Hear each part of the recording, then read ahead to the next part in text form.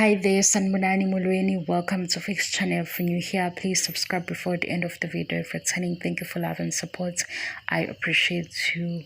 Well, guys, yimpi yomakhelwane. Waze wanebhadi kumakhwela ngoba umakhumalo uthi nje akasahlangani, akasangeni, akasayithinti. Kodwa-ke umakhumalo useconfirm ukuthi umakhwela owangakubo. Okunye-ke guys, umakhwela ukhona ngempela. Kade ngiphithizela ngifuna ukuthi umakhwela uya-acta noma usekhona. Ukhona, ufikile. Umakhumalo uvela etshela osisi bakhe uthi umakhwela number 5 wangasekhaya. Abakasho-ke bona ukuthi ubani isibongo, amakhosikazi.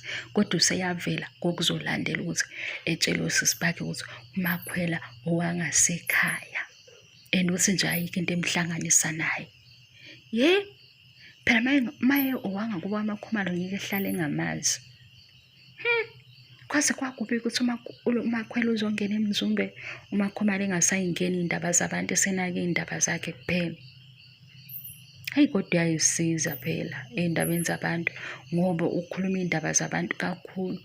Yibo bobuye bezophawula, mase bephawula baphawula kabuhlungu. Kodwa umakhwela-ke nje yena umakhwela azongena ngesikhathi esibi la sekujikelwene khona. Kodwa uzoba strong. Funda ukuthula naye. Yabo lapha yena edla shut up. Mase uya-understand. Ungaphawuli kakhulu. Sesijahe ukubona. And uyasho umakhumalo cha angisahlangani ney'ndaba. Nina nimbizeleni umakhumalo ngo-deputy husband. Nimbuzeleni umakhumalo ngo-deputy husband. Uthi nje akasaphawuli lutho. Bye guys.